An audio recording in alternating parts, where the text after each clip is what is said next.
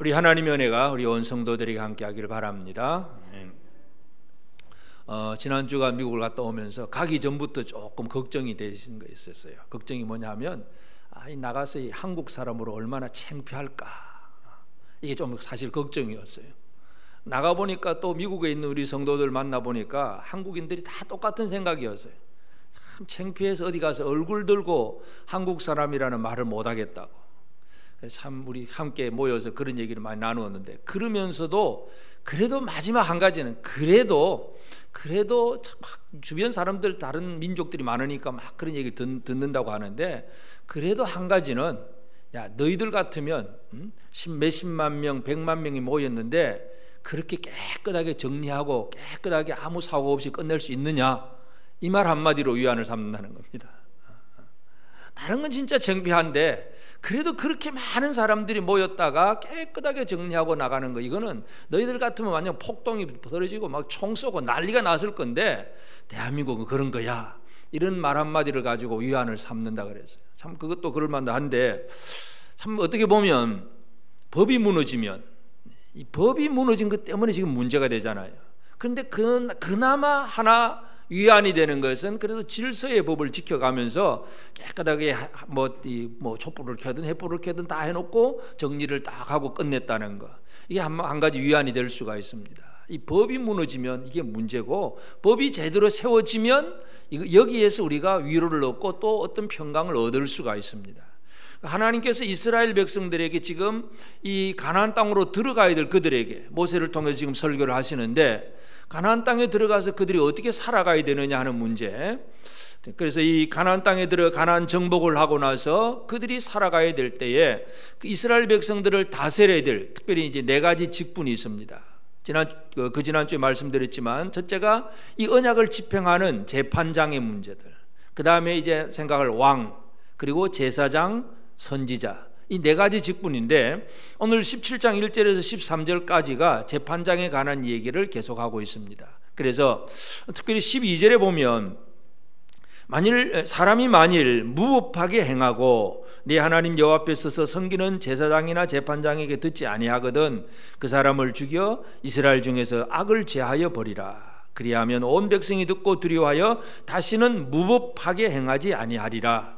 하나님은 한마디로 무법천지를 원하지 않으신다. 이게 바로 하나님의 말씀입니다.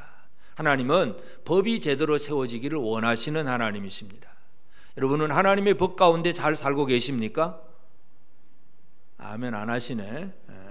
하나님의 법의 그 질서를 잘 지키고 계십니까? 법을 무시하고 법을 무너뜨리면 이제 이것이 얼마나 큰 문제가 되는가 하는 거, 이걸 우리가 기억을 해야 됩니다. 그래서 재판장들의 사역이 뭐냐 하면 법을 세우는 사역입니다. 그래서 오늘 말씀의 제목이 하나님의 법을 세우는 사역. 이 하나님의 법을 세우는 사역이 무엇인가? 우리가 과연 나는 하나님의 법을 제대로 세워가는 사람인가? 오늘 우리가 이 시간에 이 부분을, 이 말씀을 함께 생각하기를 원합니다.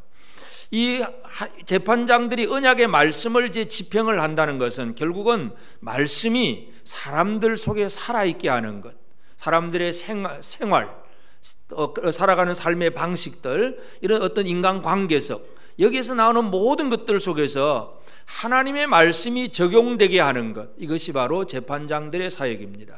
그래서 오늘 우리는 얼마나 하나님의 법에 의해서 살고 또 법을 잘 세워가며 살고 있는가, 우리가 이 말씀을 살펴보고자 하는데, 먼저 우리가 이 모세가 전해주는 구약 신명기의 설교 말씀을 통해서 어떤 말씀을 우리가 먼저 기억해야 되냐 하면, 이 악을 제거해야 된다 하는 말씀인데, 1절에서 7절까지의 내용은 요즘 말로 하면 이제 죄를 짓는 데 있어서 형사사건이에요.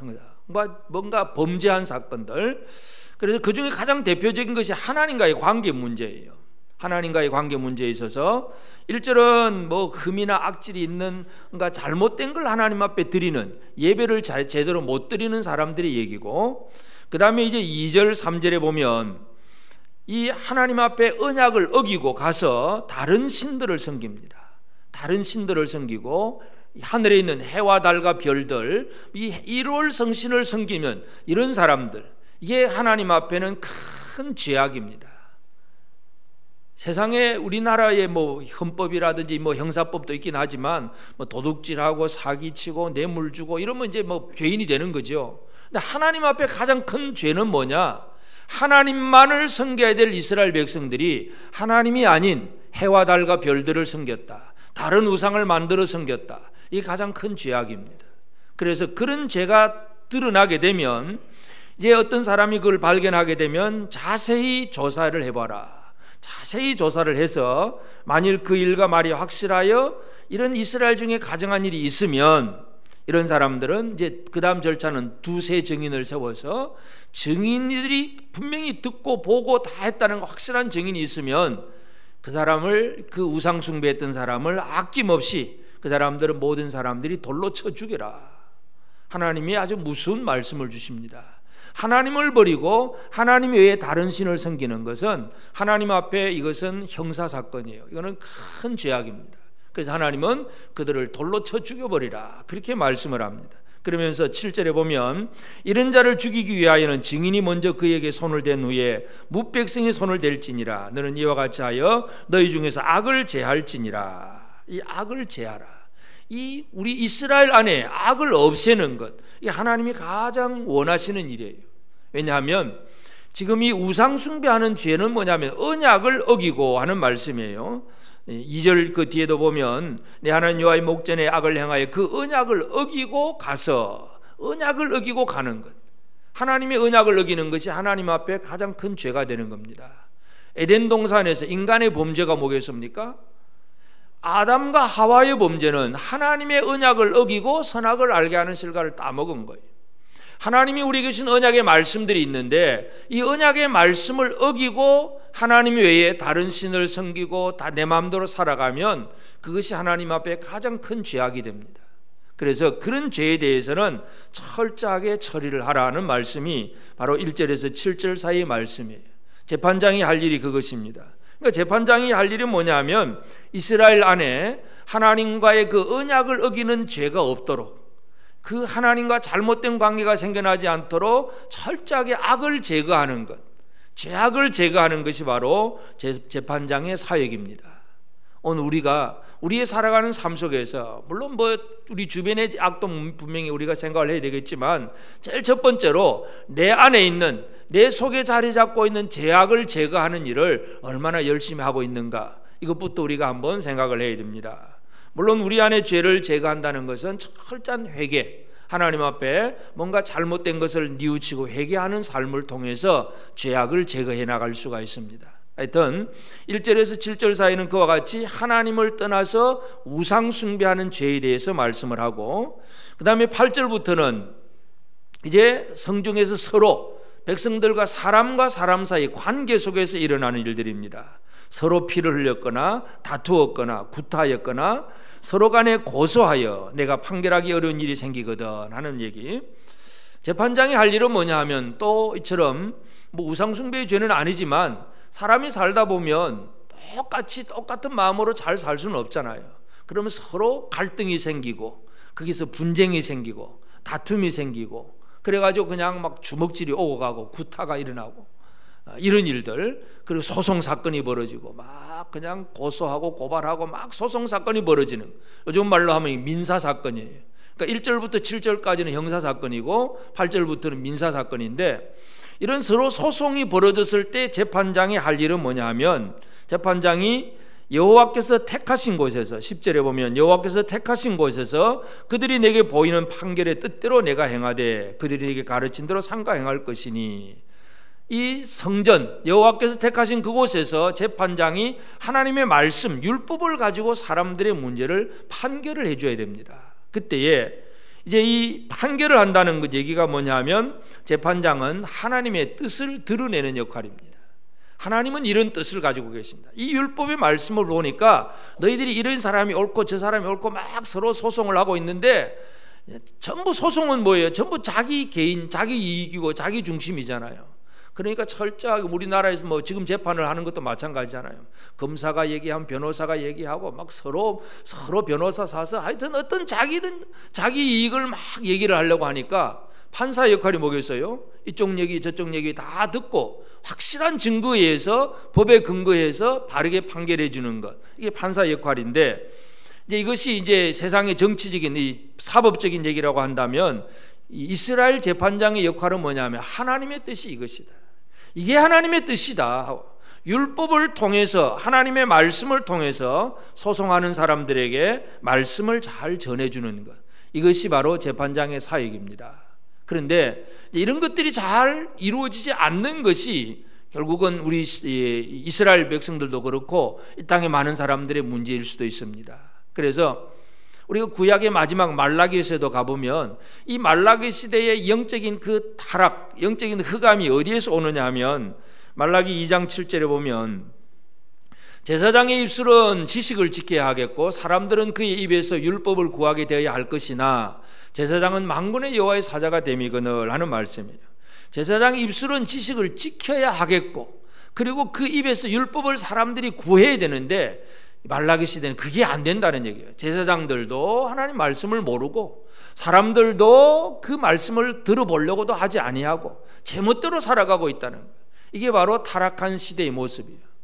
법을 가진 자들은 법을 모르고 또 법이 없는 사람들은 뭐 법에 의해서 살려고 하지 않고 자기 개인의 감정대로 살아가려고 하는 것, 이게 문제예요. 그래서 재판장의 사역은 뭐냐 하면 이러한 사회 속에서 이게 하나님의 뜻이라고 하나님의 뜻을 드러내는 것, 이게 바로 이 제사장 그리고 재판장의 사역이라고 하는 사실을 이 모세가 설명을 해주고 있습니다.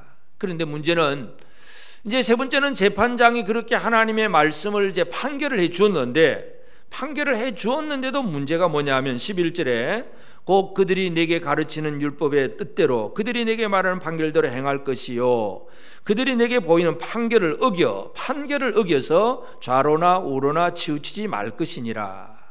판결을 해 주었는데도 판결을 안 받는 거예요. 내 마음에 안 든다는 얘기죠. 1심, 2심, 3심 대법원 가지고까지 또 헌법재판소까지 가고 모든 재판을 다 했는데도 내 마음에 안 들어. 그러면 판결을 무시해 버리는 거예요. 이게 이런 사람들을 뭐라고 하냐면 12절에 사람이 만일 무법하게 행하고, 법이 없는 사람이라, 법을 잃어버린 사람, 물론 법 없이 살 수 있는 사람 이러면 얼마나 좋은 말이에요. 근데 법 없이 살 수 있는 사람이 아니라 이 사람은 판결이 났음에도 불구하고 판결을 무시하고 자기 개인의 감정, 자기 생각, 자기 이익에 사로잡혀서 하나님의 판결을 받아들이지 않는 사람의 문제예요. 이런 사람들을 어떻게 하느냐, 12절에 그 중간 뒤에 보면 제사장이나 재판장이 듣지 아니하거든 그 사람을 죽여 이스라엘 중에서 악을 제하여 버리라, 그를 그렇게 처리해버리라 하는 그런 하나님의 말씀입니다. 그래서 모세가 지금 이스라엘 백성들에게 전해주는 그 말씀, 가나안 땅에 들어가서 어떻게 살아가야 되느냐 할 때에 사람들은 그 땅에 살아가면서 그들을 구원하고 이끄신 하나님만 믿고 형제들과 서로 사랑하면서, 이게 진짜 가장 근본적인 모습인데 그게 잃어버리는, 그런 것을 잃어버리는 경우들이 너무 많다는 얘기죠. 그래서 하나님이 아닌 다른 신을 섬기고 해와 달과 별들을 섬기고 요즘 말로 한다면 점치고 가서 사주 팔자 보고 이런 식의 생활, 예수 믿는다고 하면서도 점집에 가는 사람들이 있다는 그런 통계를 한번 본 적이 있는데, 하여튼 이 믿는다고 하면서도 여전히 다른 것을 섬기고 있는 이들이 너무나 많아요. 이게 바로 하나님 앞에 형사사건이에요. 바로 죽임을 당하는 그런 죄라는 얘기입니다. 그런 죄악, 그리고 사람과 사람 사이 관계 속에서 서로 시비가 붙고 네가 옳으니 내가 옳으니 서로 손해 안 보려고 애를 쓰고 소송하고 그저 재판을 나아가는 그런 사람들. 그럼 또 그렇게 재판을 해주면 또 그냥 판결해주면 그냥 마음에 들든 안 들든 순종하면 좋은데, 이 마지막 문제는 뭐냐 하면 하나님의 말씀으로 판결을 해줘도 안 듣는다는 것. 이게 참 큰 문제잖아요. 이런 사람들, 이제 이런 문제를 가지고 지금 모세가 지금 설교를 하고 있습니다. 그래서 이제 오늘 우리는 이 재판장의 사역이 악을 제거하고 하나님의 뜻을 드러내고, 그래서 이 죄악을 없애버리는, 그리고 하나님의 법이 뭔가를 정확하게 세워주는 것이 바로 재판장의 사역인데, 이제 우리가 이제 이 문자적으로만 이 재판장의 사역을 그대로 적용하려다 보면 신약에 보면 바리새인들 또 현장에서 간음하다가 잡힌 여자 딱 오면 돌로 쳐주게 되고 막 이런 얘기들은 지금도 흔히 중동 사람들에게서 그런 얘기들 흔히 듣잖아요. 죄지었다고 막 모여서 돌로 쳐 죽이고 막 불태워 죽이고 이런 얘기들은 이 구약의 율법의 어떤 영향을 받은 그 사람들 무슬림의 그런 얘기들인데, 그러나 하나님의 법은 뭐냐? 오늘 우리가 깊이 생각해야 될 것은 이 율법을 완전케 하시는 이는 예수 그리스도입니다. 그래서 예수 그리스도는 우리에게 어떤 재판장이 되셨는가? 우리는 이 구약을 신약을 통해서 이해를 할 필요가 있습니다. 그래서 예수님은 우리의 어떤 재판장이었는가? 물론 여러 가지가 있겠지만 우리가 누가복음에 보면 예수님이 판결하신 3가지 판결이 나옵니다. 누가복음 12장 13절부터 15절까지인데, 첫째로 우리 무리 중에 한 사람이 이르되 선생님 내 형을 명하여 유산을 나와 나누게 하소서 하니 이르시되 이 사람아 누가 나를 너희 재판장이나 물건 나누는 자로 세웠느냐 하시고 그들에게 이르시되 삼가 모든 탐심을 물리치라. 사람의 생명이 그 소유에 넉넉한 데 있지 아니하리라. 이 예수님의 판결이에요. 재판을 구하러 왔어요. 어떤 사람이 아버지가 이제 돌아가시고 유산을 상속을 받아야 되는데 형이 그냥 지나치게 많이 가져가고 동생이 좀 적었다고 그렇게 생각이 되었는지 이 사람이 와가지고는 예수님 앞에 선생님 우리 형이 유산을 좀 나하고 좀 나눠야 되는데 뭐 혼자 다 가져가고 나는 뭐 아무것도 안 줍니다. 좀 나눠주세요. 이런 식으로 예수님을 재판장으로 생각을 하고 지금 나온 거예요. 그러면 구약의 율법은 어떻게 해야 됩니까? 율법에는 뭔가를 정확하게 나누는 법들이 있어요. 예를 든다면 장자는 다른 모든 유산의 2배 이상 절반을 주고 그리고 나머지 가지고 이제 동생들에게 나눠주고 어느 규정들이 조금 있기는 해요. 그러면 재판장은 제대로 된 어떤 재판장은 그 율법의 규정에 따라서 형을 불러가지고 네가 왜 독차지했느냐, 네 동생에게 좀 줘라, 이렇게 하면 좋은 재판장이 될 수가 있습니다. 그런데 예수님은 어떤 말씀을 주시냐 하면 몽고 피고 다 불러라 이런 얘기도 없어요. 그냥 이 사람에게 하시는 말씀이에요. 야, 누가 나를 너희 재판장이나 물건 나누는 자로 세웠느냐? 삼가 모든 탐심을 물리쳐라. 이게 예수님의 판결입니다. 하나님의 말씀을 우리에게 어떻게 적용하고 계시는가 하는 걸 우리가 잘 이해할 필요가 있습니다. 형제간의 재산 문제로 나온 자에게 재산을 나눠주는 것이 아니라 사람들 속에 있는 탐심을 지적하는 거예요. 왜 물질의 노예가 되어 있어 탐심을 가지고 살아가고 있느냐? 네 형이 잘했다, 동생이 잘했다, 이 얘기 하나도 없어요. 사람들 속에 있는 근본적인 문제, 재물 문제 가지고 나올 때 이 탐심의 문제를 가지고 말씀합니다. 예를 들어서 만약 이 동생이 속에 대한 탐심, 물질에 대한 탐심이 하나도 없다면 형이 많이 가져간들 적게 가져간들 그거 가지고 원망하고 불평을 할 일이 있습니까? 예수님 앞에 와서 재판을 청할 일이 있겠습니까? 탐심이 없으면 재판 자체가 시작이 되지도 않습니다. 하나님의 율법의 말씀을 하나님의 아들이 어떻게 적용시키는가, 우리가 이 하나님의 법을 어떻게 이해해야 하는가를 잘 이해할 필요가 있습니다. 그래서 구약의 율법을 문자적으로만 자꾸 이해를 하다 보면 지금도 어떤 바리새인들처럼 문자적으로 그냥 어떻게 하면 잘 할 수 있을 거라고 생각하지만 예수님은 그보다 한 단계 위에 올라가서는 하나님은 지금 악을 제거하라 그랬는데 예수님이 제거하는 악이 뭐겠어요? 사람들 속에 있는 탐심, 이걸 없애버려라.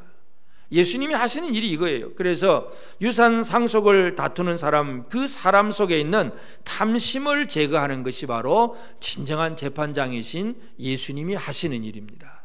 이 땅에 오신 예수님은 바로 그런 분이십니다. 그리고 또 그 다음에 이제 누가복음 10장에 보면 우리 잘 아는 마르다와 마리아의 이야기입니다. 10장 41절 42절에 보면 주께서 대답하여 이르시되 마르다야 마르다야 네가 많은 일로 염려하고 근심하나 몇 가지만 하든지 혹은 한 가지만이라도 족하니라. 마리아는 이 좋은 편을 택하였으니 빼앗기지 아니하리라 하시니라. 자, 이 마르다가 예수님 앞에 나왔어요. 마르다와 마리아는 자매고 그리고 그 집에 자기 집에 예수님이 왔을 때에 이 예수님을 대접하는 일, 이건 당연히 할 일이고, 그래서 마르다가 부엌에서 열심히 요리를 하고 준비를 하는데 동생 마리아는 꼼짝도 아니하고 방에서 그저 예수님 앞에 말씀만 듣고 앉아서 일을 하지를 않습니다. 마르다의 마음에서는 분통이 터지는 일이죠. 왜 그렇습니까? 사역을 하는데, 열심히 주를 섬기는 사역을 해야 되는데 왜 내 혼자만 해야 되냐? 저 동생은 왜 저 안 하느냐? 왜 같이 일해야 되는데 저 사람은 안 하고 나만 억울하고 하느냐? 이게 이제 이 사역자가 잘못 가질 때 잘못 품는 그 마음입니다. 하나님이 일을 한다고 하면서 나 혼자만 일하고, 아무개 집사는, 아무개 권사는 또 전혀 일도 안 하고, 그럴 수가 있습니까? 목사님, 그럴 수가 있습니까? 이게 마르다의 마음이에요. 여러분 그렇지 않습니까? 나는 열심히 하는데 나하고 비슷한 아무개는 전혀 그냥 빈둥빈둥 아무 일도 안 하고 왔다 갔다 해. 분통이 터지십니까? 아주 그래도 사랑스럽게 보이십니까? 사랑스럽게 보이십니까? 일 안 하고 놀고 먹어도 사랑스럽습니까?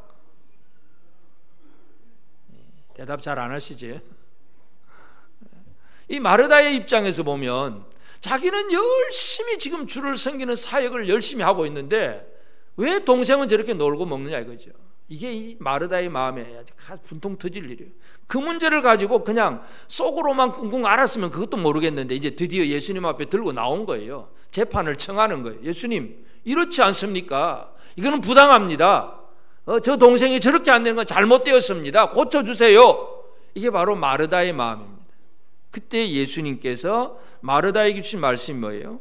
네가 많은 일로 근심하나 몇 가지만 하든지 혹은 한 가지만이라도 족하니라. 그 사역이라고 하는 거 너무 많은 걸 하려고 짤짤 매지 말고 몇 가지만 하든지 한 가지만이라도 족하다. 일하지 말라는 얘기는 아닙니다. 그저 많은 것에 치중하지 말라는 얘기예요. 예수님이 강조하는 것은 많은 것이 아니라 중요한 것, 보다 더 좋은 것이 무언가, 보다 더 가치 있는 것이 무엇인가, 이것을 예수님이 말씀해 주십니다. 그래서 예수님이 대접을 받는 것도 좋은 일이긴 하지요. 그러나 예수님이 대접받는 것보다 예수님의 입에서 나오는 말씀을 듣는 마리아가 더 좋은 편이다, 이렇게 얘기를 해줍니다. 이 예수님의 재판, 예수님의 판결을 잘 이해할 필요가 있습니다. 사람들은 자기 어떤 사역으로 다른 사람에 대해서 원망하고 불평하고 왜 나는 이런데 저 사람은 저럴까 하고 막 그런 여러 가지 많은 일들을 얘기를 할 수 있는데, 이 사역에 대한 예수님의 판결은 하나님의 뜻이 뭐냐? 하나님의 뜻이라고 하는 것은 바로 많은 일을 해가지고 내가 일 많이 했다고 으쓱거리는 그거 하나님이 원하는 게 아니라 진짜 좋은 것은 하나님의 말씀을 듣는 것이다.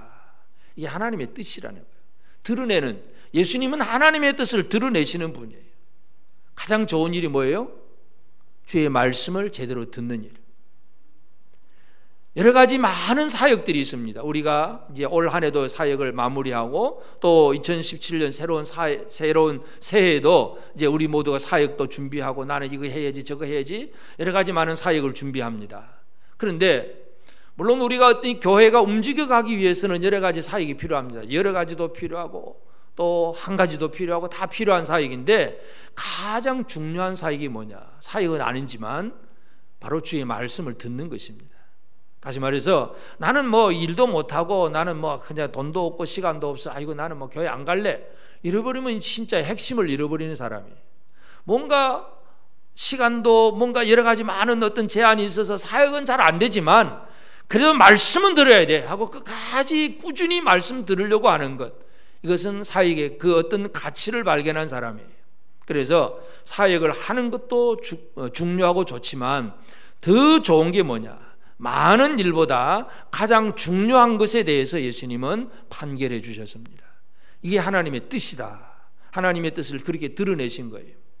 그 다음에 세 번째, 누가복음 이제 9장에 나오는데 9장 46절부터 48절에 보면 제자 중에서 누가 크냐 하는 변론이 일어나니, 47절에 보면 예수께서 그 마음에 변론하는 것을 아시고 어린아이를 하나를 데려다가 자기 곁에 세우시고 그들에게 이르시되 누구든지 내 이름으로 이런 어린아이를 영접하면 곧 나를 영접하며 또 누구든지 나를 영접하면 곧 나를 보내신 이를 영접함이니라. 너희 모든 사람 중에 가장 작은 그가 큰 자니라.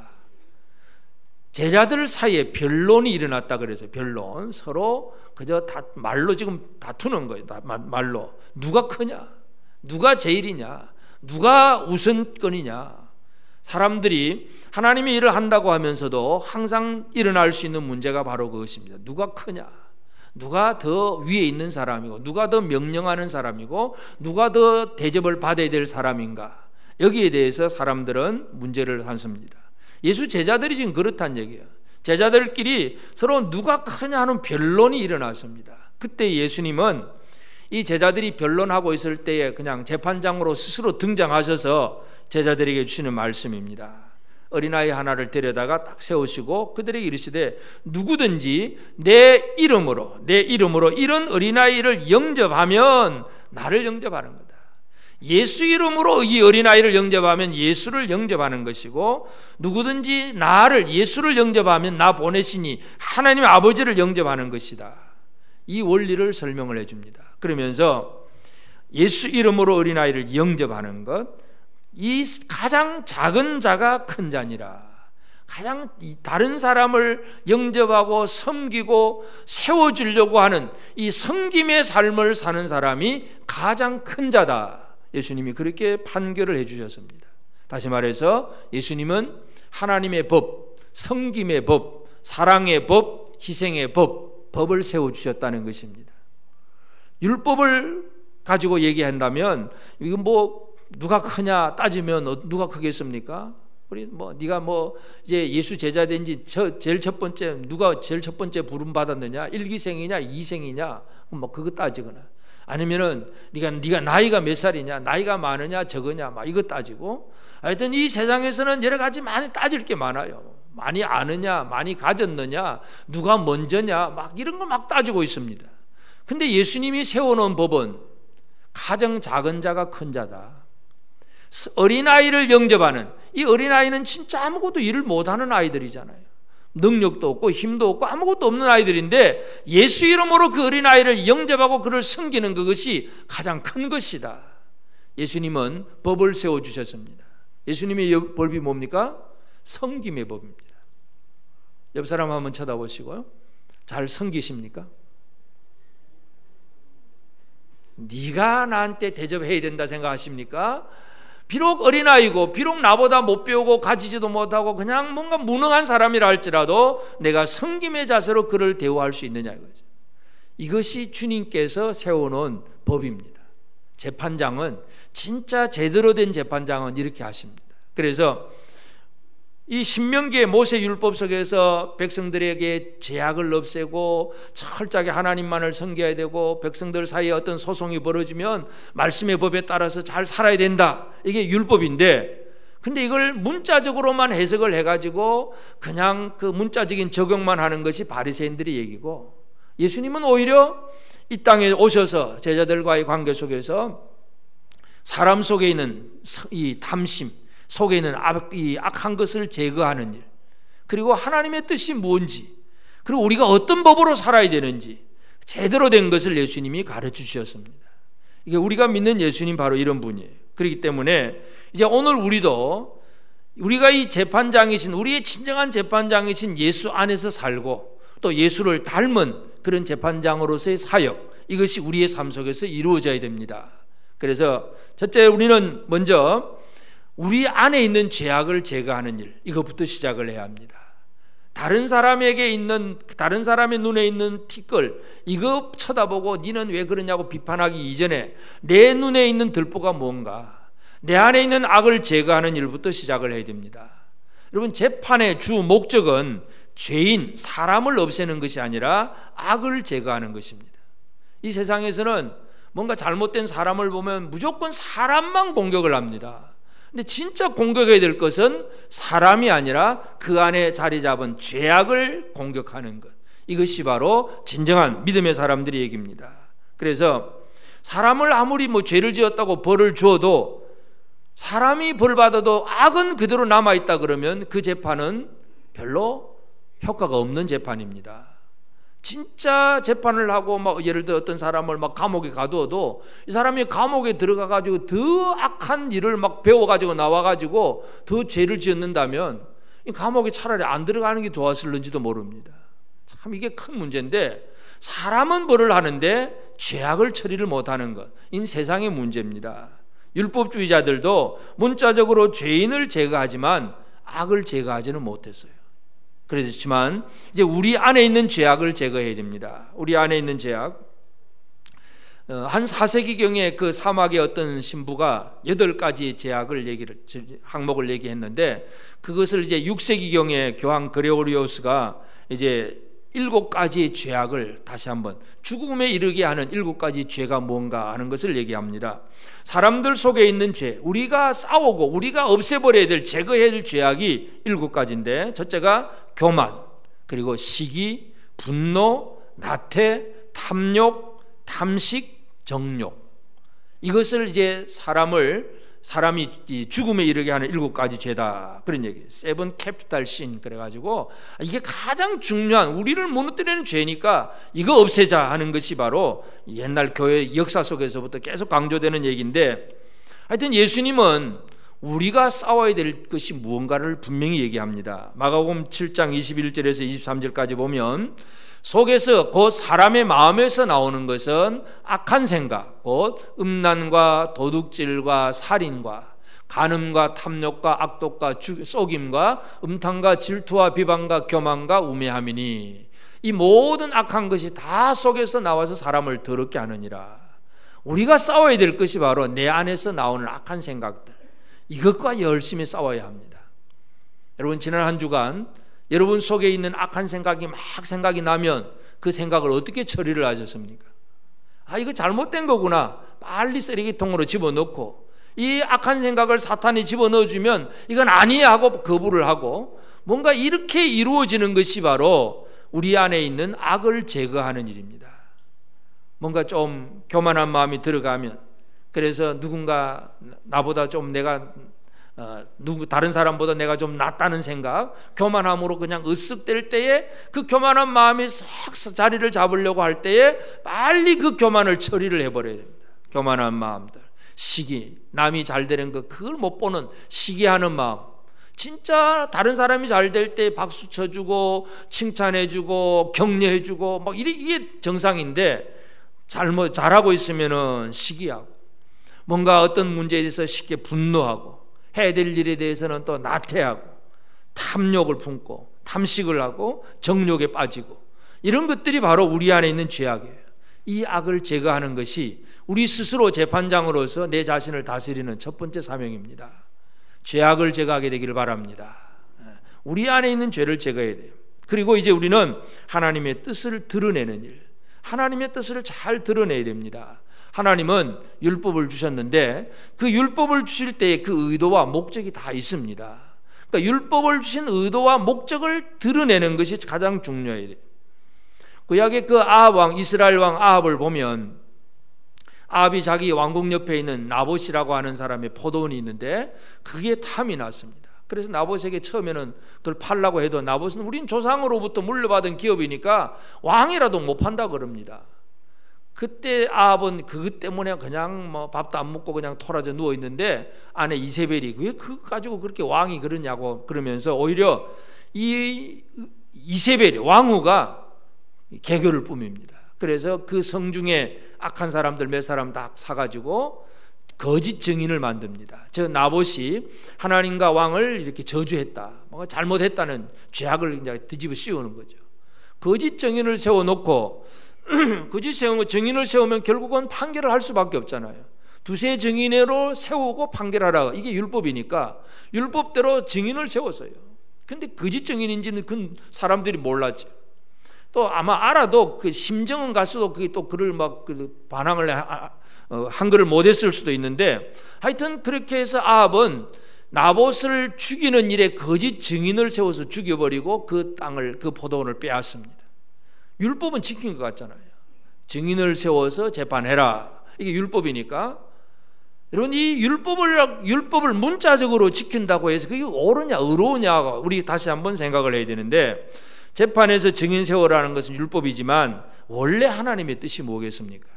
탐심을 버리고 옆에 있는 형제와 더불어서 진짜 화목하고 이웃의 그 경계선, 지계표, 경계선을 넘어가지 말고 다른 사람의 재산, 다른 사람의 명예, 다른 사람의 것을 다 인정하고 사랑해주고 보호해주는 것, 이게 바로 하나님이 원하시는 뜻인데, 잘못된 마음은 사람 재판하려면 증인이 필요하다, 이 법에 그러니까 우리가 증인 세우자, 그래서 거짓 증인을 세워놓고 사람 죽이는 것, 이게 참 악한 사람들이 얘기해요. 다시 말해서 율법을 사람이 자기 생각으로 막 사용을 해버린다는 것, 이용해 먹는 일들, 이런 일들이 많아요. 이건 뭐냐면 하나님의 뜻이 아니라 자기 욕심, 자기 뜻이라는 얘기입니다. 그렇기 때문에 우리가 예수를 믿으면서도 내 뜻을 드러내고 내 뜻을 이루려고 지금 애를 쓰고 있느냐, 하나님의 뜻을 이루려고 애를 쓰고 있느냐, 이 부분에 대해서 우리는 깊이 생각을 해야 합니다. 여러분, 우리를 향하신 하나님의 뜻을 잘 이루고 계십니까?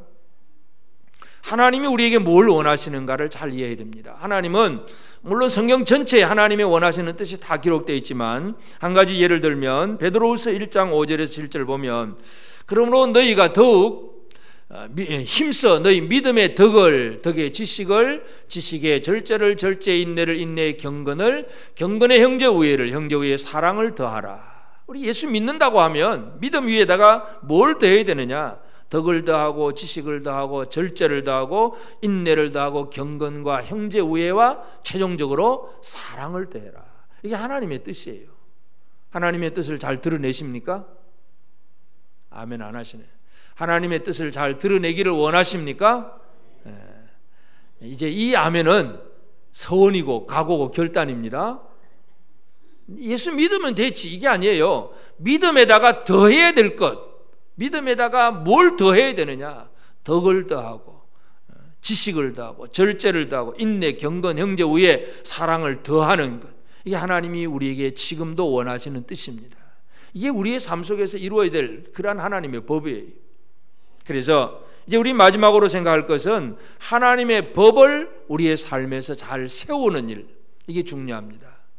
하나님이 아무리 말씀을 전해줘도 그 말씀을 듣고도 말씀에 순종함이 없으면 법이 세워지지 않습니다. 법을 잘 세워야 되는데, 우리 다음 주가 이제 성탄절이잖아요.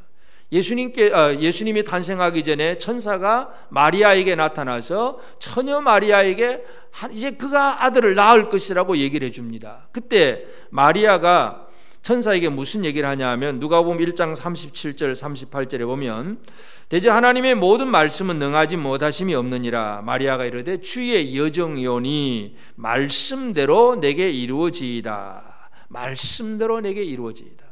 여러분, 이게 어떻게 보면 너무 무서운 말이기도 합니다. 왜냐하면 유대인들 사회 속에서 처녀가 아이를 낳으면 어떻게 될까요? 돌마다 죽습니다. 그 돌마다 죽을 일인데 천사가 와서 아직도 결혼을 안 한 마리아에게 네가 이제 아들을 낳을 것이라고 했을 때 그게 주의 말씀대로 이루어지이다. 그것이 잘못되어서 사람들에게 오해를 사서 돌에 맞아 죽는 한이 있다고 할지라도 그게 말씀이면 순종입니다. 이게 바로 내 안에서 법을 세우는 거예요. 하나님의 법을 세우는 거예요. 하나님의 법, 그렇지, 내가 죽더라도 하나님의 법이 서야지, 내가 손해보더라도 하나님 말씀이 서야지. 이게 바로 마리아의 생각이고, 그를 통해서 아기 예수가 태어납니다.